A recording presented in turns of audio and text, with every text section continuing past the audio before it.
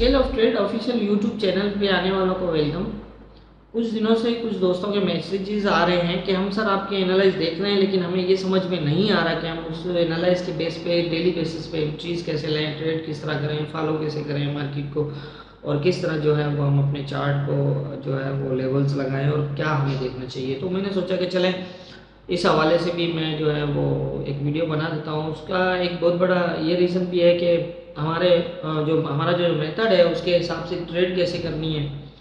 तो इसके अंदर जो है वो बड़ी चेंजिंग है ओवरऑल, जितने बाकी जिस तरह लेवल्स पे ट्रेड करते हैं या पैटर्न या इंडिकेटर्स या फिर जो भी है प्राइस एक्शन उनमें और हमारे मेथड के बेस पे ट्रेड करने में काफ़ी थोड़ा सा डिफरेंस है। तो इसलिए बहुत कम लोगों को समझ में आता है। तो मैं आज गाइड कर देता हूँ कि आप किस तरह मार्केट को फॉलो करेंगे।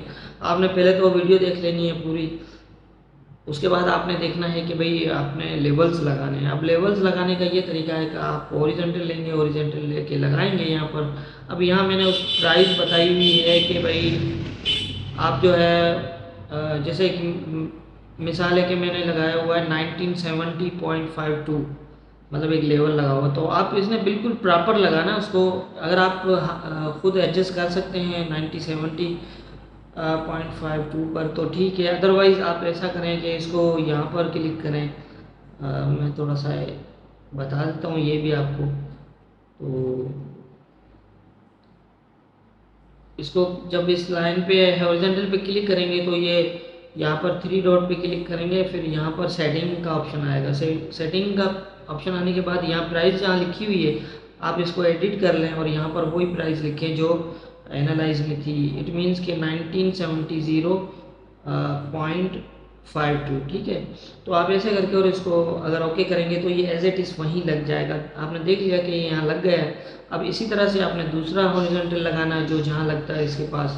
तो इट मीन्स कि अगर वो दूसरा है 1965 पे या 1966 पे तो आपने दूसरा इसी तरह से लगाना है और उसका प्राइस भी इसी तरह से एडजस्ट कर लेना है। तो इसी तरह से आपने पूरे जितने भी लेवल बताए गए हैं वो आपने सारे लगा देने हैं। इट मीन्स कि 1977.23 उसके अंदर अगर लेवल है तो आपने ये लिखना है और ये प्राइस लिखना है। आप देखेंगे कि एज इट इज़ वहीं जहाँ हमने प्राइस लिखी वहीं जाके ये एडजस्ट हो गया। इस तरह से हमने पहले लेवल एडजस्ट करने हैं इसके ऊपर, चार्ट के ऊपर, और उसके बाद अब ये तो खैर अब सारा पूरी ज़्यादा लेवल मैं आपको लगाने से बेहतर है कि मैं आपको फ्राइडे की जो एनालाइज थी उसके हवाले से बता देता हूँ कि हमारी एनालाइज किस तरह थी और फिर मार्केट की मूवमेंट किस तरह हुई। तो अब हम चलते हैं अपनी पिछली फ्राइडे की जो एनालाइज थी उसकी तरफ। तो हम आ गए हैं अपने फ्राइडे की जो पिछले फ्राइडे पे एनालाइज थी उसके ऊपर। तो वो लेवल लगे हुए हैं, आप देख सकते हैं। यहाँ पर हमारी एनालाइज ये थी कि अगर ये 75 और 74 को स्टे करता है तो ये 85 के आसपास जा सकता है, जो आप देख रहे हैं। और यहाँ पर मैंने यही कहा था कि ऊपर का एरिया बहुत ज़्यादा डेंजरस है बाइंग के लिए, क्योंकि उसके कुछ रीज़न थे। वो अब आप एनालाइज के अंदर देखेंगे तो आपको समझ में आएंगे। तो उस हवाले से मैंने बात की थी वैसे भी, और मैंने यही कहा था कि आप वेट अगर करते हैं 74 के ब्रेक होने का और यहाँ से अगर सेलिंग की तरफ ज़्यादा रहेंगे तो ज़्यादा बेहतर है। तो आप देख सकते हैं कि मार्केट ने बिल्कुल एज इट इज़ किया। अब क्या था कि यहाँ पर जो है वो फ्राइडे को न्यूज़ थी 5:30 बजे पाकिस्तानी टाइम के मुताबिक। तो वहाँ पर उससे पहले जो है वो मार्केट स्टे कर रही थी 47 को। यहाँ पर मैंने पहले भी एक चीज़ बताई हुई थी कि ये लेवल छोटे टाइम फ्रेम के अंदर ऑलरेडी ब्रेक भी हुआ है, और वैसे ये माइनर लेवल था। आप देख रहे हैं 74 से 75 का जो था ये माइनर लेवल था, कोई मेजर लेवल नहीं था, और इसको ब्रेक भी हुआ है। तो इसलिए ज़्यादा चांस थे कि इससे मार्केट जो है वो नीचे की तरफ मूव कर सकती है। तो मैंने पहले ही ये चीज़ कही थी कि आप जो है वो ज़्यादा चांस है कि मार्केट जो है वो यहाँ से नीचे की तरफ ज़्यादा चांस है कि मूव होगी। जबकि मैंने ये कहा था कि 89 से ऊपर अगर निकल कर 2H4 की क्लोज करती है तो फिर हम मज़ीद बाय में देख सकते हैं। फिर भी रिस्की है, आप बेहतर है कि ऊपर से सेल ही देखें। तो आप देख सकते हैं कि यहाँ पर ये पोजीशन थी जब मार्केट 74-75 पे स्टे कर रही थी। तो फिर न्यूज़ का टाइम था और न्यूज़ के अंदर जो है वो मार्केट ने इसी लेवल ब्रेक किया है। यहाँ पर। और हमारी ये एनालाइज थी, जिस तरह आप देख रहे हैं कि ये आपको नज़र भी आ रहा है कि देखिए होता क्या है कि H4 के किलोज की अगर मैं बात करूँ तो फिर वही होता है कि मैंने कहा था कि 74 के नीचे जो है वो H4 क्लोज करता है तो मार्केट जो है वो पहला लेवल 64 टू 59 है, और अगर इसको ब्रेक करता है तो ये मज़ीद नीचे जो है जा सकती है, जिसके अंदर हमारा जो है 50 तकरीबन जो है वो 50 तक का एरिया था। तो आप देख सकते हैं कि एज इट इज़ वही हुआ। अब होता क्या है कि जब न्यूज़ के दौरान आ जाए तो फिर H4 की जो है वो कहानी तो ख़त्म हो जाती है, क्योंकि H4 तक तो मार्केट वहाँ नहीं स्टे कर पाती। तो ऐसी कंडीशंस के अंदर जो है वो हमें अपने लेवल्स जो हैं वो छोटे टाइम फ्रेम में फॉलो करने हैं। मैंने 15 मिनट का चार्ट लगाया है, आप यहाँ पोजीशन देख सकते हैं कि मार्केट ने किस तरह इस लेवल को ब्रेक किया और रिटेस्ट किया। एनालाइज थी कि अगर ये लेवल ब्रेक होता है तो आप वेट करिएगा, ये दोबारा रिटेस्ट के लिए मार्केट आएगी और उसके बाद जो है आप इस लेवल्स के यहाँ से सेल कर सकते हैं, और आपके पास पहला टारगेट ये था। तो आप देख सकते हैं कि ये यहाँ से सीधा आके इस लेवल को ब्रेक किया है, इस लेवल के अंदर क्लोज दिया, उसके बाद इसने दोबारा 70 के आसपास टेस्ट करने के बाद नेक्स्ट मूव स्टार्ट कर दी और ये मज़ीद सेलिंग की तरफ चली गई। तो इस तरह से ही हमें लेवल्स को जो है वो लगाने हैं और इसी तरह से ही मार्केट को फॉलो करना है। अगर आप एरो लगाना चाहते हैं, जिस तरह आप लगाना चाहें तो वो भी लगा सकते हैं। अगर ना लगाना चाहें, आप जहन में रहता है कि भाई जिस तरह H4 के क्लोज की बात की है तो आप H4 के क्लोज का वेट करें और उस तरह से जो है वो उसको मार्केट को देखें। जैसे मीन्स कि मैं अगर H4 का क्लोज लगाता हूँ और कहीं पे मुझे कोई लेवल मिलता है तो वहाँ भी आपको इसके हवाले से गाइड कर देता हूँ। ये आप देख सकते हैं कि आप ये ज़रा सा देख लें कि मैं एनालाइज में कह रहा हूँ कि भाई 74 को अगर ब्रेक करता है तो मार्केट 74 से अगर H4 क्लोज करती है मार्केट, तो फिर आप समझेंगे कि यहाँ से ये स्टे करेगी या तो टेस्ट करेगी और ऊपर की तरफ जाएगी। तो इस तरह से ये मैंने एक मिसाल दी है, मैं तो इस लेवल की तो बात नहीं कर रहा। बाय किस तरह करना होता है तो वो आप इस तरह से आपने फॉलो करना है। आपने ऊपर जब तक ये क्लोज नहीं लगता तब तक इसमें आपने पोजीशन नहीं लेनी। जब क्लोज लग जाए तो आपको ये कंफर्म हो गया कि क्लोज लग गया, इट मींस मार्केट बाय ही कर सकते हैं, हम यहाँ से सेल नहीं कर सकते। लेकिन आप तब तक वेट करेंगे जब तक ये यहाँ पर स्टे कर रहा है। फिर इसको छोटे टाइम फ्रेम में भी फॉलो कर सकते हैं, आप इस एरिया को भी देख सकते हैं। हाँ, अगर ये एरिया ब्रेक होता है, बाय द वे नहीं होगा, लेकिन अगर ब्रेक होता है तो फिर आप इसको वेट कर सकते हैं, लेकिन बहुत ज़्यादा चांस होंगे। और आप ऐसा लगाएंगे इस जोन के नीचे और यहाँ से मतलब बाय करेंगे। ये मैंने जो एक अपनी जो है बाइंग पोजीशन बताई है, हालांकि ये एनालाइज तो नहीं थी, लेकिन मैं ऐसे जनरली आपको बता रहा हूँ। तो आप देख रहे हैं कि ये 70 जब इसने इस एरिया को ब्रेक किया है, इस एरिया को जब H4 क्लोज किया है तो आप देख सकते हैं ये लेवल यहाँ से ब्रेक नहीं हुआ है और यहाँ से इसने यहाँ तक बाय की मूव की है। तो इस तरह से हमारा सेल यहाँ लगेगा और हमारे जो टारगेट हैं वो ऊपर के एरियाज़ के होंगे। फिर जहाँ तक आप ले सकते हैं जो एरियाज़ बताए जाते हैं। यहाँ तो मैंने बाइंग के लिए कुछ कहा नहीं था, लेकिन मैं फिर भी आपको जो है वो ये बाय किस तरह हैंडल करना है या फिर हम उसे किस तरह बाइंग देख सकते हैं वो थोड़ा सा मैंने गाइड किया है। तो मुझे उम्मीद है कि ये दोनों चीज़ें, सेल किस तरह करना था हमें इन लेवल्स पे किस तरह करना है और बाय किस तरह करना है, वो चीज़ें मैंने आप लोगों को गाइड कर दी हैं। अगर मैं H4 के क्लोज की बात करता हूँ तो आज आप वेट करिएगा H4 के क्लोज की। हाँ, अगर न्यूज़ आ जाती है और अगर आपको कोई कंफर्मेशन नहीं मिलती तो आप फिर उसके अंदर छोटे टाइम फ्रेम फॉलो कर सकते हैं। नॉर्मल मार्केट की मूवमेंट के अंदर आप बिल्कुल भी जो है वो छोटे टाइम फ्रेम को फॉलो नहीं कर सकते। आप H4 के ही जो है वो टाइम फ्रेम को फॉलो करें। और दूसरी बात ये कि मैं दो टाइप के लेवल्स लगाता हूँ, जिसमें ये एक येलो कलर के होते हैं, ये मेजर एरियाज होते हैं, और एक होते हैं ये जो इसको मैं माइनर लेवल्स बताता हूँ। यहाँ पर मार्केट रिएक्ट तो ज़रूर करती है लेकिन ये ज़्यादा स्ट्रॉन्ग नहीं होते। तो इस तरह की जो है वो पोजीशंस होती हैं। मुझे उम्मीद है कि ये चीज़ आपको समझ में आ गई होगी। और मैं अब यही चीज़ जो है वो आपको ट्रेड कैसे करनी है, मतलब ये तो मैंने यहाँ पर ट्रेडिंग व्यू के हवाले से बताया। आप ट्रेडिंग व्यू को अगर फॉलो कर रहे हैं, जो अगर लैपटॉप रख के फॉलो कर रहा है मार्केट को, तो वो अपने इस तरह से ट्रेडिंग व्यू के अंदर लेवल लगाएगा। लेकिन जो सिर्फ मोबाइल के अंदर MT54 के अंदर फॉलो करते हैं, मैं उनके लिए भी जो है वो इसके अंदर थोड़ा डिटेल बता देता हूँ। तो अब हम आ चुके हैं MT5 के चार्ट पे। तो मैं यहाँ आपको डिटेल्स बता देता हूँ थोड़ा सा। तो सबसे पहले आपने क्या करना है कि जिस तरह आप मैंने पहले बताया कि आप लेवल्स वहाँ से लेंगे एनालाइज के बेस पे, उसके बाद आप जो है वो ओरिजेंटल लेंगे। अब यहाँ पर ओरिजेंटल लगाएंगे, ओरिजेंटल लगाने के बाद आपने क्या करना है कि इसको यहाँ से थोड़ा सा पुश करेंगे तो इसका ये जो आ रहा है प्राइस आ रही है, इसको वो आप एडिट करेंगे, ठीक है। और ये एडिट कैसे करनी है, ये इसको आप पुश करेंगे तो यहाँ पर ये जो पेन का निशान है यहाँ पर आप क्लिक करेंगे, उसके बाद यहाँ पॉइंट जो लिखा हुआ है यहाँ पर आप इसको जो है वो एडिट करेंगे। तो यहाँ आप प्राइस जो है वो लिखेंगे जो एनालाइज में है। इट मीन्स कि मैं अगर कहूँ कि ये 1975 है, ठीक है, तो फिर आप 1975, और अगर इसको आप पॉइंट्स में देना चाहते मतलब अगर कोई पॉइंट है ऊपर की तरफ तो फिर आप उसके अंदर पॉइंट इस तरह लिख सकते हैं 52, ठीक है, ये हो गया। इसको आप ऐसे करके और डन करेंगे तो ये एज इट इज़ वहीं जो है वो हो जाएगा जहाँ पर आपने आप देख रहे हैं कि 1975.52 पे जो है ये ऑटो लग चुका है। तो इस तरह से आपने अपने लेवल्स लगाने हैं इस चार्ट के ऊपर, ठीक है, आप समझ रहे होंगे। तो इस तरह आप अपने लेवल्स लगाएं और उसके बाद आप अगर चाहते हैं कि हमें एरो लगाने हैं, क्या करना है।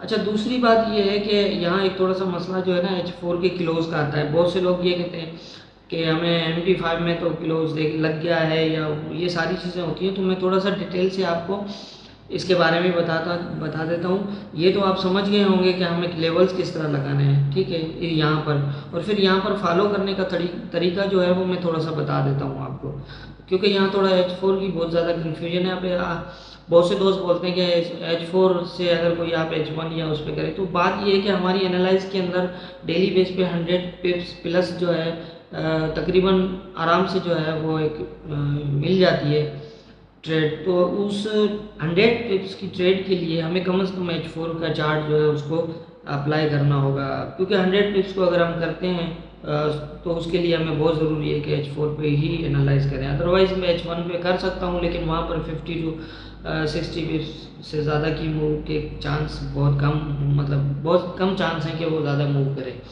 तो इसलिए एक डेली बेसिस पे अगर 100 पिप्स भी मिलते हैं तो बहुत बड़ी मूव है ये, अगर डेली बेस पे मिलते हैं। तो मुझे उम्मीद है कि यहाँ पर आप जिस तरह लेवल लगाने हैं वो आपको समझ आ गए होंगे, और यहाँ पर मैंने किस तरह फॉलो करनी है वो भी बता दिया है। मैं मज़ीद जो है ट्रेडिंग व्यू पे चल के आपको मज़ीद थोड़ा और समझाता हूँ। तो हम ट्रेडिंग व्यू पे आ चुके हैं। अच्छा, आप एक बात स्पेशली नोट कर लें, ट्रेडिंग व्यू के अंदर गोल्ड के बहुत सारे चार्ट हैं, लेकिन आपने किलोज जो है वो ओवांडा के चार्ट के करने फॉलो करने। ये बात बहुत इम्पोर्टेंट है, ये नोट कर लें, क्योंकि सबसे ज़्यादा कंफ्यूज जो है ना लोग इसी वजह से होते हैं कि हम चार्ट अगर ट्रेडिंग व्यू में भी जाते हैं ना तो forex.com का या forex और बहुत से जो चार्ट हैं उनके क्लोज फिर भी H4 के डिफरेंट है, लेकिन आपने फॉलो सिर्फ किसको करना है, ये बात जहन में रख लीजिएगा। इसका H4 ही क्लोज फॉलो करना है, बाकी किसी टाइम फ्रेम के जो है वो किसी H4 की क्लोज को नहीं फॉलो करना है हमारी एनालाइज के हिसाब से। ये बात बहुत इंपॉर्टेंट थी, मैं इसलिए जो है वो आपको बताना चाह रहा था। और बहुत से दोस्त इसी वजह से कंफ्यूज होते हैं और फिर वो समझते हैं कि एनालाइज में क्या बताया था और हुआ क्या है, और इस तरह मतलब वो थोड़ा सा कंफ्यूज हो जाते हैं, क्योंकि दूसरे टाइम फ्रेम जो हैं दूसरे जो ब्रोकर्स हैं उनके अंदर तो यकीनन उनके टाइम क्लोज अपने हिसाब से होते हैं, अपने टाइम के हिसाब से होते हैं। H1 का क्लोज तो सब में एक ही टाइम पर होता है, लेकिन H4 में डिफरेंट जो है ना वो है। तो आपने सिर्फ ओवांडा के चार्ट को फॉलो करना और किसी टाइम फ्रेम को हमारी एनालाइज बेस पे नहीं फॉलो करना है H4 के अंदर। तो मुझे उम्मीद है कि ये भी बात आपको समझ में आ गई होगी कि हमें जो है वो कौन सा टाइम फ्रेम और किस चार्ट का टाइम फ्रेम फॉलो करना है। इसका वैसे इस टाइम अगर हम पाकिस्तान की टाइम के हिसाब से अगर बात करें तो इस टाइम जो इसकी क्लोजिंग चल रही है H4 की टाइमिंग की वो है 10 बजे और 2 बजे और 6 बजे और फिर 10 बजे, इस तरह से अभी जो करंट चल रही है। लेकिन ये चेंज होती रहती है टाइमिंग इसकी। उसकी वजह ये है कि आपने देखा होगा कि जिस तरह ये ट्रेडिंग आवर्स को जो है वो चेंज करते हैं, ये अपनी टाइमिंग चेंज करते हैं, सर्दियों में और गर्मियों में 1 घंटे का फ़र्क आता है, तो उस हवाले से चेंज कर रहे हैं। लेकिन इस टाइम जो करंट चल रहा है वो मैंने आपको बता दिया है, तो ये तकरीबन क्लियर हो गया होगा। अब यहाँ मैं एक और चीज़ आप लोगों को समझाना चाहता हूँ कि एनालाइज के अंदर बहुत से दोस्त ये सोच रहे होते हैं कि हमारे लेवल्स एसएल कैसे लगानी है, या फिर हम ऐसा है कि एसएल लगाते हैं लेकिन मार्केट जो है वो एसएल हिट करने के बाद जो है मार्केट जो है मूव कर जाती है। तो देखें, मैंने आप ये तो चीज़ बताई थी कि आप यहाँ देख सकते हैं कि इस लेवल्स के ऊपर जो है वो बाइंग किस तरह करनी थी, जो मैंने पिछली टाइम बताया और आपको बताया था कि 1974 के नीचे आप ऐसे लगाएंगे हमारे लेवल्स के हवाले से। तो आप देख सकते हैं कि इसने 1974 को ब्रेक नीचे नहीं किया और ये इसने बाई की मूव दी, हमारा ऐसे लेट नहीं हुआ। तो आपको ये बात तो समझ में आ गई होगी कि लेवल लेवल के हिसाब से एसएल कहाँ लगाना है। मैं फिर वो चीज़ क्लियर कर रहा हूँ कि अगर मार्केट आप 90 यहाँ पर अगर रिजेक्शन ले रही है और अगर ये सेल हो रही है मार्केट और आप अगर सेल लेना चाहते हैं तो आपका एसेट यहाँ पर लगेगा 1989 से ऊपर ही लगेगा, इसके नीचे कहीं भी नहीं लगना, ठीक है। तो इसीलिए कोशिश करें कि आप वेट करें, लेवल्स पे ही जो है वो मार्केट को फॉलो करें और उसके वहाँ एंट्री अपनी वहाँ पर बनाएं, ताकि आपका कम से कम जो है वो छोटा एसएल लगे और बड़ी जो है वो आपकी टीपी लगे। तो ये चीज़ भी आपको समझ में आ गई होगी। यहाँ पर भी एज इट इज़ था।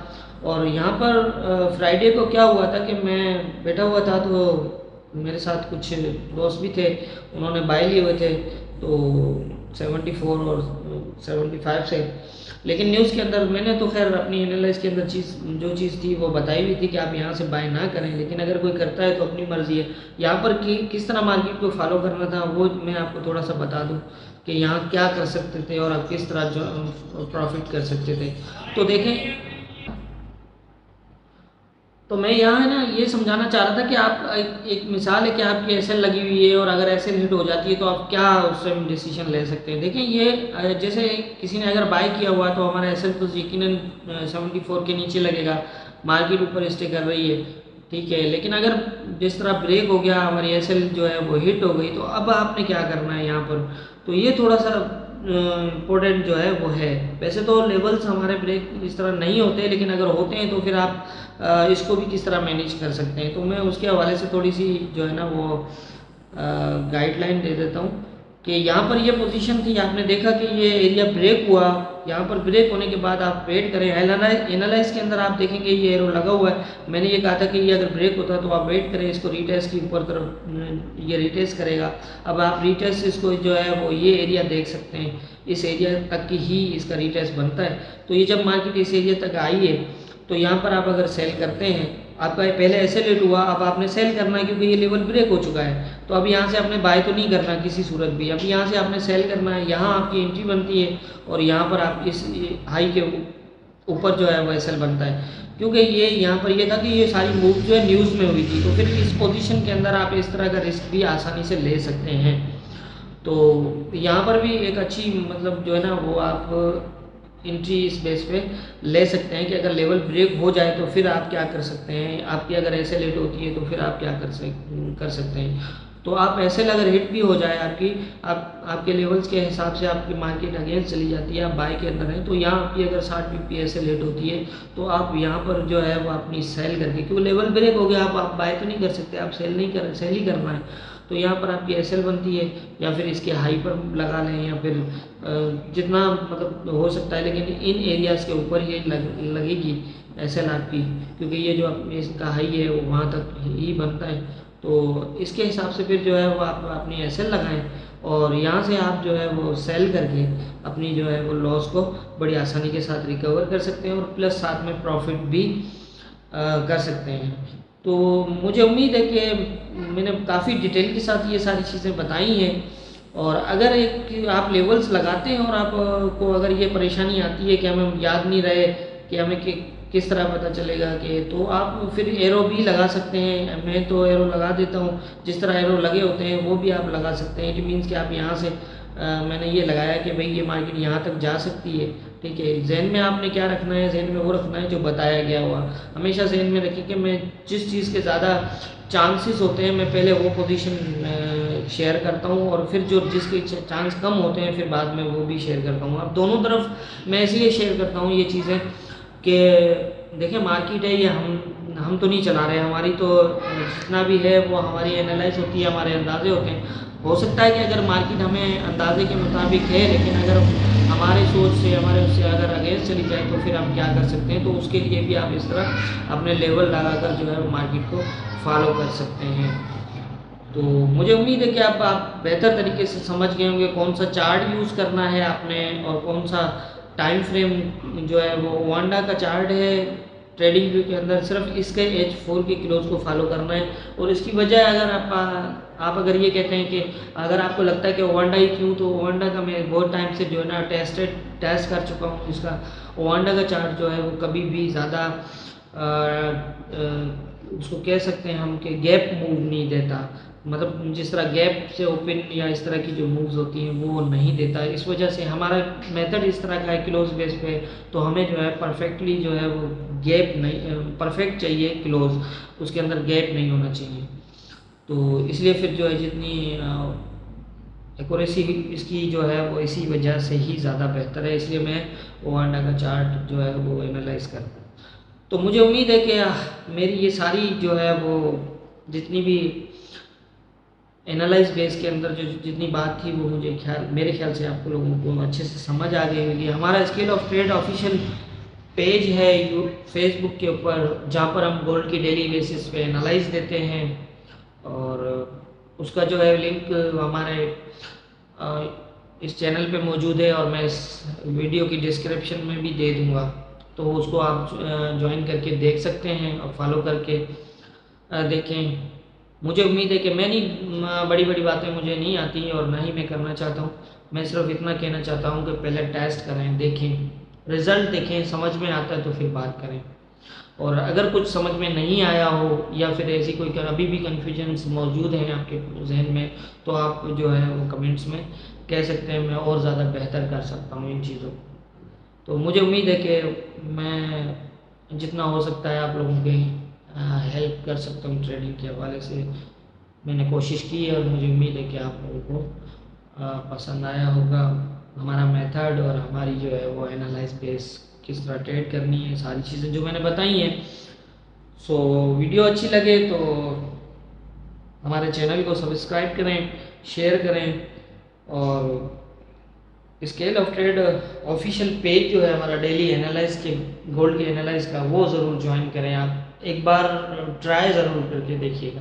उसके अंदर कुछ भी नहीं, क्योंकि उसमें मैंने जितनी भी वीडियो होती हैं वो सारी हमारी एक ही वीडियो के अंदर दोनों चीज़ें बताता हूँ। पिछली डे की वीडियो की एनालाइज जो की हुई होती है उसका रिज़ल्ट भी होता है और फिर नई एनालाइज भी होती है। मतलब ये नहीं है कि कुछ हुआ नहीं और ये नहीं हुआ वो नहीं हुआ, किस तरह मार्केट लेवल्स हमारे फॉलो करती है और किस तरह ये चीज़ें होती हैं, ये आप जब वीडियो देखेंगे तो आप लोगों को खुद अंदाज़ा होगा कि हमारी एनालाइज का रिज़ल्ट क्या है।